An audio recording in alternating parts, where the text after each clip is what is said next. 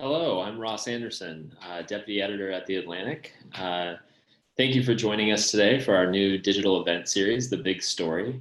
We're grateful that readers have been turning to The Atlantic in unprecedented numbers for our coverage of the coronavirus and more. And our goal for this virtual series is to go behind the scenes with some of our top writers to take you deeper into their thinking. Before we dive in, I want to remind our viewers that we want you to be part of the conversation. You can do that by typing your questions in the Q&A box at the bottom of the screen. I will incorporate them into the discussion over the next half hour or so. Please keep your questions as short and on topic as possible, and be sure to tell us where you're watching from. Now, let's bring in Ed Yong, a staff writer at The Atlantic, who's been covering COVID-19. We're going to talk to him about what we know about this virus and the future of this pandemic. Ed, thanks for joining us. Hey, always good to be here. Thanks for having me. I want to start with a question about the origins of this virus, which I don't know about you, but I seem to be encountering more and more in my social life, to the extent that I still have one here during lockdown. You've seen in various media, some reputable, some not, a lot of discussion about whether this virus emerged from a lab in Wuhan, a famous virology lab there, or whether it, as the sort of initial story suggested, whether it came from one of the wet markets or some other sort of random transmission. And I was wondering if you had how you think about that question. Yeah, so this is obviously on top of a lot of people's minds right now. And I think that the evidence is pretty clear that the virus spilled over from some kind of wildlife population, most likely a bat. And I think that it's far more likely that that happened through natural means rather than through any kind of lab involvement. And I think I think it's hard for people to appreciate how likely that actually is. It just feels like a very weird set of circumstances that some random virus in some bat could somehow have made it into a person who happened to be in the right place at the right time, the wrong place at the wrong time to infect other people. It just seems like an extraordinary set of coincidences. But the point is that all of those things are actually not as unlikely as people think, because we know there are hundreds of coronaviruses that we have barely understood in bat populations in China, that there is a lot of contact between those populations and the human population, and that spillovers happen actually quite often. Antibody surveys of people in rural areas where bats with these viruses live show that a reasonable proportion have encountered wild coronaviruses in the past. So we know that those actually do jump into humans, and it really just takes one stroke of bad luck for something like this to happen. And the idea of a lab escape or a lab involvement, I think, sort of distracts us from many of the systemic problems that have increased the odds of these kinds of spillovers. Humanity's encroachment into wild spaces, the wildlife trade, those sorts of things. And we do need to continue to focus on those things going forward if we're to reduce the risk of future pandemics. I was recently talking with a reporter that I assigned a story on the hunt for the vaccine, which a story that will be coming out, sadly, many months from now. And he was talking about just that when he sort of bops around calling virologists and vaccine researchers of various stripes, that everyone says that money is basically unlimited. Right now, like if you have a potential vaccine approach or something of that sort, that people are just dying to throw hundreds of millions of dollars at you. And I wondered, I wanted to ask you, as someone who has a touch more of a kind of a bird's eye view of the larger science, not just the vaccine making, but the larger scientific effort to understand this virus and this pandemic. What is the scale? Like, how many people are working on this? How much resources are being poured into this? And can you think of a precedent in your lifetime when so much of the scientific community was trained on a single question? Oh, that's a good question. To that last bit, not really. And it's not just that this is, one of the most pressing problems in any of our lifetimes. It's also that it is a problem that has created huge amounts of upheaval. So a lot of people cannot do the types of research that they would normally do because they've been forced to do social distancing and so on. So there's two factors, I think. There's a lot of the scientific community that just can't do their normal research, and there's a lot who then want to be involved in being part of the solution to this grand problem. But we're seeing a lot of interesting dynamics there. Like, on the one hand, you really do want people from a large number of different disciplines to get involved, because a crisis of this magnitude that is so vast and broad demands a breadth of expertise. And we want new, fresh ideas to be coming in from people who might not necessarily have been doing research on coronaviruses before. But then you also want to guard against a lot of opportunism, and there is a lot of it. So I've spoken to researchers who, to scientists who are editors at virology journals, for example. They're getting way more submissions of papers than they normally would do. And a lot of those papers are very poor quality. They're from, some of them are just like very sloppily put together analyses, or just like kind of cloaked op-eds masquerading as papers. And sometimes they're from actually seasoned virologists who are putting forward work that they would normally not do in this sort of race to be first. So there's both this desire to help, but there's also all the usual incentives to want to be first, to want to make a name for yourself. And balancing that tension is really hard in the scientific community right now. And it's especially hard, I think, because actual expertise on coronaviruses is not plentiful. Like, these viruses were not the subject of a huge amount of research in the before times, and there is only a small number of labs that either have the adequate safety facilities to do the most important work, or that have the expertise in this particular group of viruses that will give them a head start. And those people are working really hard, but they're also sort of being swamped by this wave of other folks who want to get involved. You recently wrote this outstanding piece about the various confusions that surround this pandemic, and that it's, I remember with a friend comparing it to a hyper object, just something you can't even wrap your mind around. And your work has been instrumental in sort of helping the public to bring it into mind to some degree. However, and you broke up the piece in an interesting way, where you talked about, the science of how it spreads and the public available information about it. But I wanted to key in on the virus itself. What are the known unknowns about this virus what's at the top of the list that scientists wish they knew right now, and which would make the biggest difference in treating it or stopping transmission or whatever it may be? Yeah. There's so many to pick from. I do think that to me, there's a whole range of questions that revolve around the links between the virus and the disease. And I think it's really helpful to think of those two things as separate. So the disease COVID-19 is caused by the virus SARS-CoV-2, but the disease also depends on how that virus interacts with the people it infects, the hosts, and then the cultures and societies that those hosts find themselves in, which is why you see such a wide range of presentations of COVID-19, a wide range of different symptoms, a wide range in how people with the disease fall sick, why some people get really sick and others don't, why some people are more likely to die than others, why some people have certain symptoms and others do not. And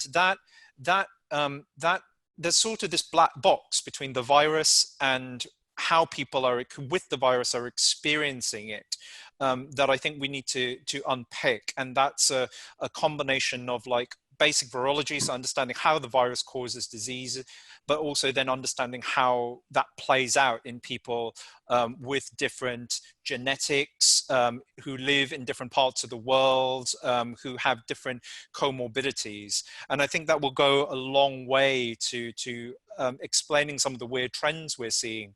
But I also caution that these are hard questions to answer, and they're going to take a lot of time to answer. And one of the points I tried to make in that piece is that we are experiencing this very rapid glut of new information that makes it look as if the picture around the virus is changing all the time.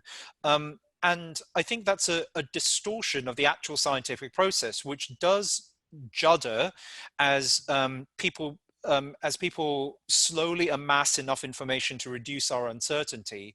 But it's not as if every one of these bits of information radically changes the big picture. Like, actually, our understanding of the virus is pretty steady and slow moving, but it feels very fast. And that's partly like our responsibility as the press. Like, I just saw a really good tweet about a paper showing that the incubation time for the virus is on average about 5 days. So that's the time between you getting exposed to it and starting to show symptoms.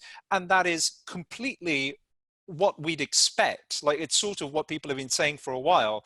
And that new paper is not going to get a ton of press because it's exactly what we thought it was going to be. If it was, it would reinforce this idea that actually we do know some stuff about this virus and that this big picture isn't changing that fast, but it won't be reported. And instead we'll get much more of a feeling of constant change. I have to ask you, I'm sure that that many people on this Zoom sort of share this frustration, but we're now coming up to, at least for the Atlantic office, 2 months in lockdown or in quarantine, or however you wish to characterize it. And when we went into lockdown, we sort of were told this story, not by political leadership necessarily, but by the narrative in the water was, hey, we're all going to go on lockdown, and that's going to buy us time to both bend the curve so that we sort of spare hospitals, but also so that we could ramp up a really robust testing system and hopefully test and trace and such that we won't have to do lockdowns anymore. Here we are, we're 60 days later, and testing is certainly accelerated to a great degree, but we're nowhere near the kind of test and trace system that, for instance, South Korea has in place or that Germany has in place. What's going on? Yeah, I think it's been a bit disheartening. A lot of public health experts I've spoken to have talked about how it feels like April was sort of wasted, and that yes, testing has ramped up, but I don't think it's near the level that we would need to feel comfortable about reopening the country and about actually understanding how many cases there are, where the virus is. Likewise, the public health infrastructure, the capacity to trace contacts of people who've been infected, to isolate them, to isolate the people who were infected. That infrastructure, I think, is growing unevenly. It's ramping up in some states and less so in others. And again, I feel like this time, the sacrifices that we've made, that many of us have made to stay home, to buy time, has worked to some extent. It did give a lot of places it did reduce the strain on the healthcare system as intended in many places, and reduced the burden of deaths that we might expect. That's great. But you're right in that the use of the other intended use of that time to prepare for the next parts of this pandemic, I don't think have been done to nearly the extent they should have been. And that is a failure of federal leadership. There hasn't been that coordination. The government released a plan for reopening the country a while back, but the plan is sorely lacking in details, in concrete information that would help state leaders and local leaders to make decisions. And you can see that it's often been ignored. Like, people just have not really used the gating criteria that are in that plan, and I think that speaks to the weaknesses in it. And this is going to be a continuing problem. Like, these are issues that we do need to fix and we do need to address. And without federal leadership, without clear guidance on how to do that, it's up to the states. And some states are doing really well, others are not. And we're going to get this incredible heterogeneity, this patchwork that's around the country of where different places are in their path of the pandemic. Mm. While we're talking about testing, I want to go to an excellent question from Annabelle in San Francisco. She asked, what is the latest on antibodies testing, and when will there be a reliable antibodies test, and what would that mean for fighting the pandemic? Yeah, so there's been a lot of talk about the possibility of using antibody testing to work out who has been exposed to the virus, whether they have some degree of immunity or not. And there's this much mooted idea of an immunity passport that would say you are safe to go back into society and to resume your normal lives, whatever. I think there are several problems with this idea. There's technical and ethical ones. So the technical ones are that it's still unclear to what extent people who have been exposed to this virus retain immunity. It's unclear if the antibodies you would discover on an antibody test really provide a significant degree of immunity, and how to work out which antibodies do that versus which or which do not. Even for diseases that we've studied for a long time, it is often unclear what level of antibodies you would need to provide a reasonable degree of protection. And then finally, I think almost most importantly, in a situation where the vast majority of the country has not been infected and therefore does not have these antibodies, a test will probably produce as many, if not many more false positives than true positives. And that's because even if the rate of false positives is very low, if the numbers of people who have not been infected is very high, then the total number of false positives is also going to be very high. And so right now, if I took an antibody test and it told me, giving me a positive result, if it said, I have antibodies against this virus, my confidence that I would actually have those antibodies is incredibly low. And that is a very difficult problem to get around, especially at this stage when only a minority of the US has yet been infected. There are also, ethical and societal problems. Like, if you create a system that creates a kind of immune privilege among people, you're basically incentivizing folks to get the virus so that they stand a chance of getting this supposed immune passport. You're also sort of rewarding people who didn't adhere to social distancing restrictions early on and may have got infected, and you are creating the grounds for a black market in like counterfeit passports. So there's all these problems, and we've kind of encountered them before. You saw them in yellow fever outbreaks of the past, where that kind of immunoprivilege, as our colleague Sarah Zhang has reported, widened existing disparities in health and then also created new ones. I want to go next to a question from Barry in Santa Monica. It's good to see all these Californians on the call, by the way. And Ed, there was perhaps there's a reason this question is coming from Santa Monica. There was an LA Times story a couple of days ago, a story that, I'll just say so you don't have to say it, was poorly reported, that said that there was good evidence that the virus had mutated in some dangerous way. And Barry asks an excellent question, which is, when and how would we know if the virus has mutated? Yeah, that's a fantastic question. So let's be clear. There have been a lot of rumors, not just in the LA Times story, but from lots of stories before, about there being 2, 3, even 8 strains of this virus. Some are reportedly more dangerous than others. Almost every virologist I've spoken to agrees that there is just one strain of SARS-CoV-2. We are dealing with one thing. And that does vary around the world. You get different genetic lineages, which you might think of as different branches or twigs of the viral family tree. But when we talk about different strains, we're implying that those are a group, implying that there is a group of virus which is significantly different from the others in important ways. So it might be more virulent, better able to cause disease, or more transmissible, better able to spread, or or it might be different in how it triggers a response from the immune system. So the analogy I used in my recent piece is you can think about strains as like being dog breeds, right? So a Corgi is clearly meaningfully different to a Great Dane or a Chihuahua, but a black-haired Corgi is not meaningfully different to a brown-haired Corgi. So there's a difference between lineages and between strains. Strains, there's just one. So how do we know when there's more? Well, what you would need to do is to take viruses of different lineages, so with or without a mutation you're interested in, and do experiments. You would want to put those viruses in lab-grown cells and see if they do anything different. You want to test them in animal models like mice to see if they do anything different.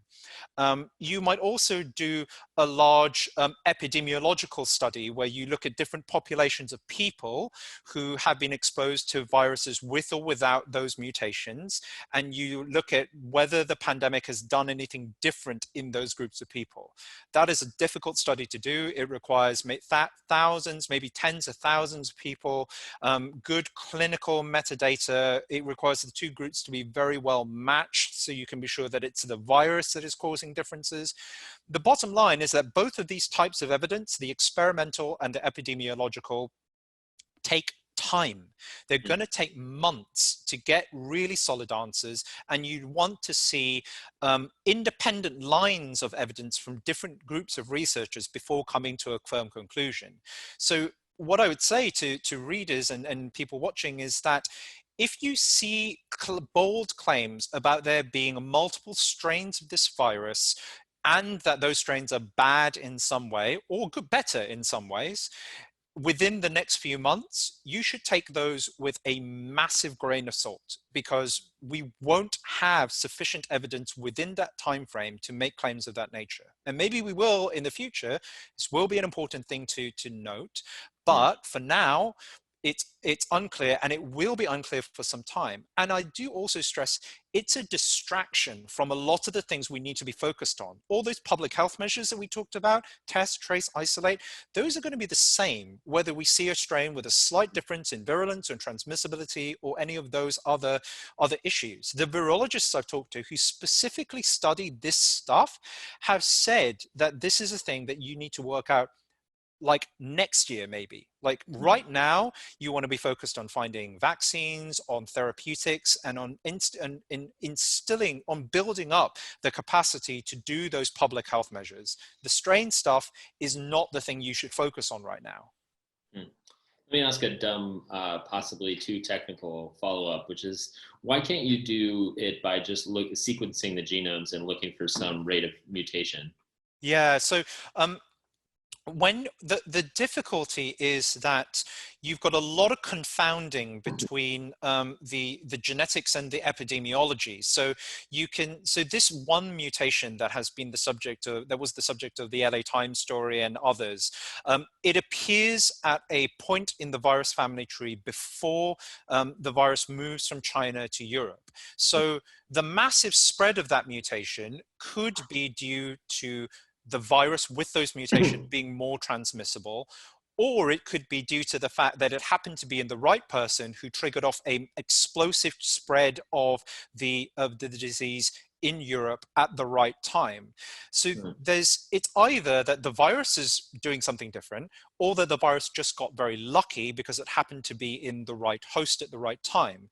And the argument from the virologists I've spoken to is that our data right now can't tell the difference between those two options, and which is why we need to be careful before making really bold claims about transmissibility. Like, this stuff can be answered, but it's going to take a lot of work. I've got a question about a potential vaccine, and I know I see several of our audience members do as well, so I'm going to kind of Frankenstein them together. Since I read your piece, How the Pandemic Will End, I've sort of had the 12 to 18 month for a vaccine, that being the most ambitious timeline stuck in my head. And I know a number of almost everyone I talk to has that same timeline in their head. Yeah. And I'm wondering if you feel that, it may be too early for this, but some of the signs that we've seen, so progress at Moderna, progress at the Jenner lab at Oxford, the Chinese groups, the two Chinese groups seem to be publishing interesting papers that suggest they're making great progress and may even be in, I know Jenner's in human trials, but I don't know if the Chinese are yet.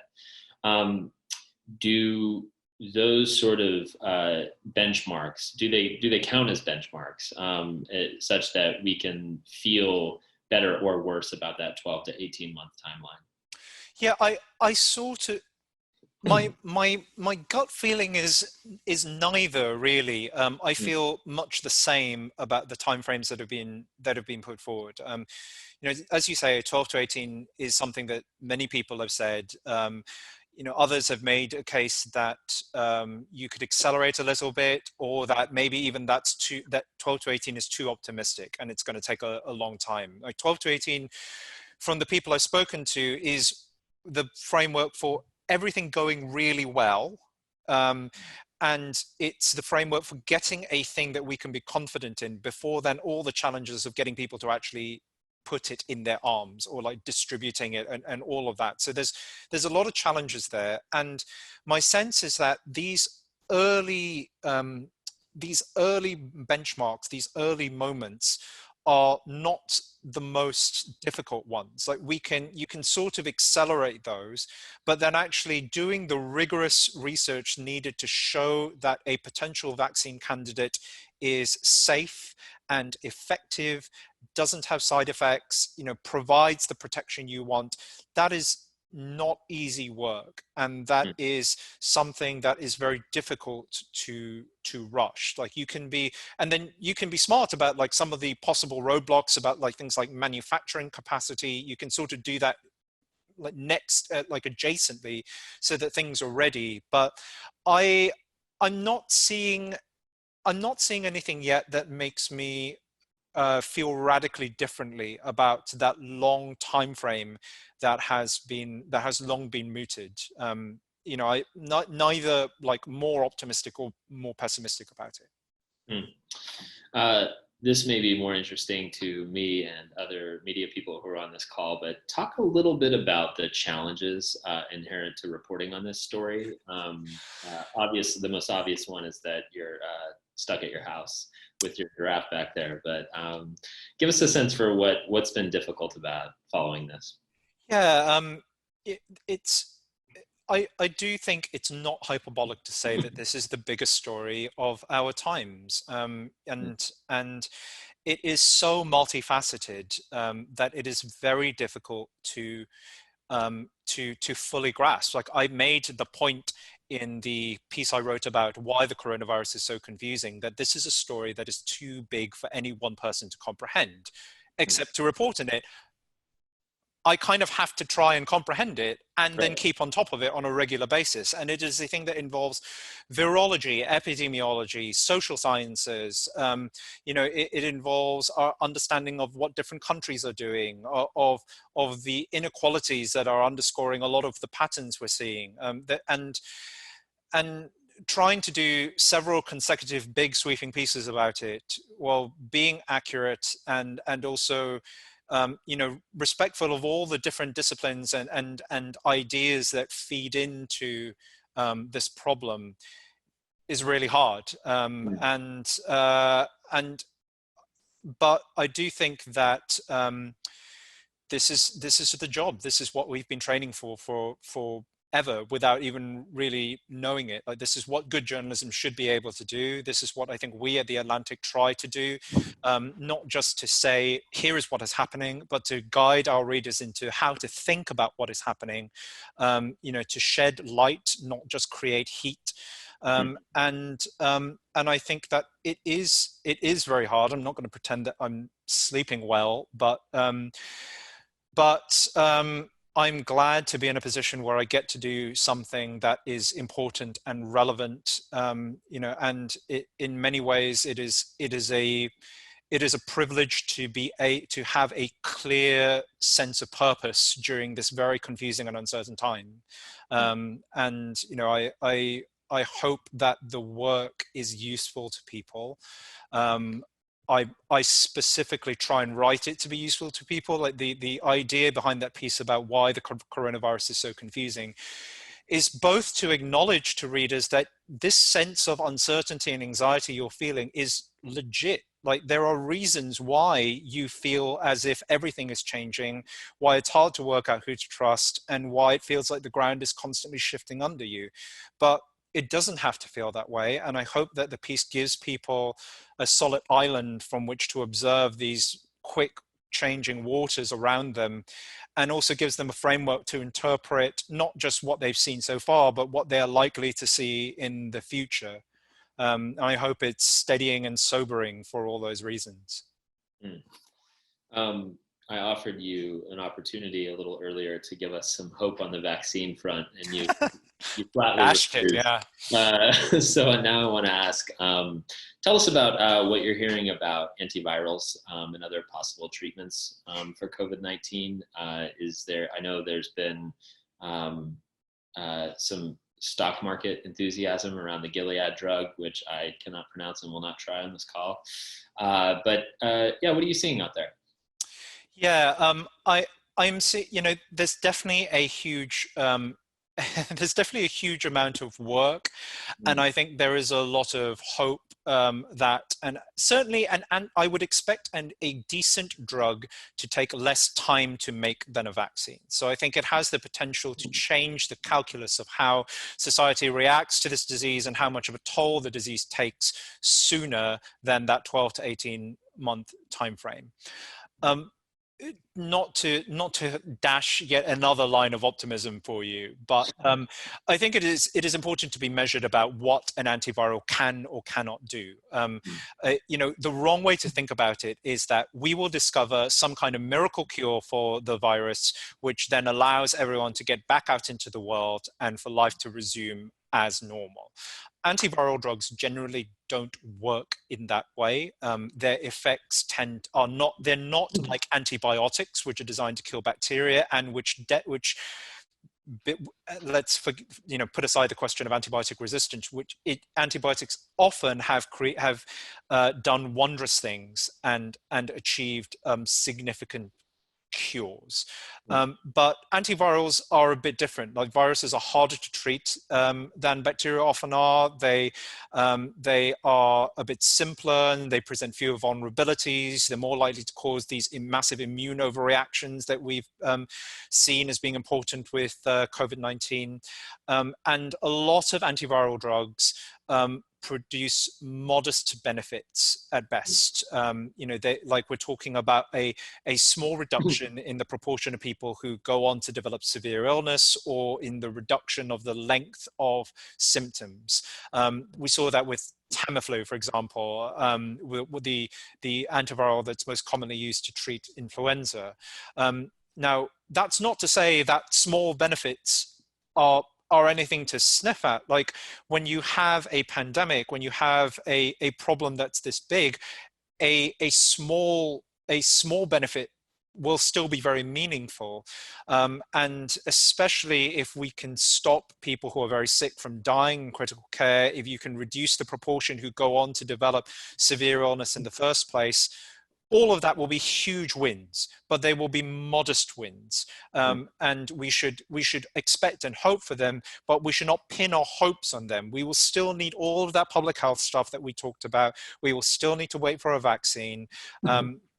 And I think really importantly, we need good, rigorous evidence. Like there's a lot of potential for sloppy science out there. We've already seen it when we talk in the flurry of interest around hydroxychloroquine, for example. And I think we need to wait for and rely on the best possible evidence before proclaiming that any particular antiviral is going to save the day. I want to go to another question from the audience, and it's a good one, but a personal one, Ed. It's Lana from Manhattan Beach wants to know, how are you personally staying safe? You know, what is your social distancing regimen? Are you staying at home and getting groceries delivered? Are you going to the grocery store with mask and gloves? Are you taking walks? Have you done any social distancing, socializing, in someone's backyard or anything? What's your setup like? So I'm staying at home. I'm sticking to social distancing policies. I do try and go for walks when I go for. I do think that's important for clearing the mind, for getting some sunlight, some fresh air. When I go on walks, I wear a mask. To be clear, I think that masks are much more about stopping you from getting sick. To stopping you from making other people sick than vice versa. And I have been at home for a very long time, so I'm pretty sure I'm not sick. But I do still think that it's worth wearing the masks. Like, I kind of want to get used to them, and I think they're also useful as just a symbol that we're taking this seriously, and that that the world is a slightly different place now. I certainly use the masks when I go to grocery stores, which I'm doing maybe once every couple of weeks or so, yeah, it's not. There's nothing massively out of the ordinary there. It's the guidelines that we've been told to stick to, and it sucks in some ways. Like, I miss my friends, but I think that that it's really important to hold the line right now, because we've talked about the need to buy time for the healthcare system to gird itself. We've talked about the need to buy time for public health infrastructure to ramp up. There are also loads of other reasons, like we're also buying time to resolve some of these uncertainties that we talked about, to learn more about this disease, the virus, ways of controlling it, what works and what doesn't. And if we all, I know that this is really hard for a lot of people. It's hard for me, but I think if we rush out into the world, and if we expect everything to bounce back to the way things were, we're going to need to be in this situation again, and that's going to be hard and demoralizing and all of that. I think the more we can do right now, the easier our lives are going to be in the future. And we're really only in the first part of what is going to be many rounds of a long fight, and we need to emotionally gird ourselves for that. All right. We are almost out of time, but I'm going to give you one more chance to give us a ray of sunshine. Are you at all encouraged by some of the, I don't even know that it's scientific studies, but some of the anecdotal evidence that seems to suggest that this virus transmits much more aggressively indoors, and that outdoors might be a bit safer than maybe we had previously expected? Yeah, so I think it's very clear. So I think even without, right, so I think when I wrote a piece about airborne transmission and being outdoors and masks, I think, was it a month ago now? What is time anymore? At some point, I think it was clear from the people I've spoken to, including experts on infection control, on airborne transmission, that the risk of outdoor exposures, as long as you're not in like a thickly packed crowd, like a dense park or a stadium or something like that, is pretty low. One of the experts I spoke to, Lindsay Marr, gave this really helpful analogy that when she's out, she sort of imagines that everyone else around her is smoking, and that she sort of takes steps to try and avoid that imaginary plume of smoke. So I am not hugely concerned about the risks of being outdoors, of walking on streets where other people might be, but not in large concentrations. I try and keep a distance from people. I wear the mask. But, I do think getting outdoors is a good thing. It's necessary for a lot of our mental health right now. And, if you want to talk about notes of hope, I think that certainly is one. The idea, what we've already talked about, how there is actually just one strain, is to me a note of hope. It means that a lot of these scare stories are unfounded. It means that really we're dealing with one consistent enemy, which makes the task of research a little easier. And to me, the biggest note of hope actually is that actually social distancing works. Like, we've seen it from place to place, and we've seen from other countries that public health works, that these like really standard, obvious measures, test, trace, isolate, they make a difference. Like, for all the weird stuff about this virus, like the capacity for pre-symptomatic spread, like for the capacity for people to infect each other before they show symptoms, the fact that it is the thing that has gone pandemic, for all of that, the control measures that have always been used to bring down epidemics seem to be working if they're applied well. So we need to apply them well. Like, we know what we have to do, and we just need to do them. And it's frustrating that that isn't being done in many places, but I'm not seeing anything that says to me, this is an impossible virus to defeat. Like, that to me is a bit of optimism, but we actually do need to take those steps. That is an excellent note to go out on. Ed, I want to thank you for joining me today, and thanks to everyone in the audience for watching. We hope you will visit theatlantic.com and subscribe to our journalism, and we also hope you'll join us for our next Big Story online event, and that is next Thursday at this exact time, 2 p.m. Eastern, when Caitlin Flanagan will be joining me to talk about a wonderful piece that she just wrote about having cancer during this time of coronavirus. We'll send you more details via email, so stay tuned for that, and we will see you there.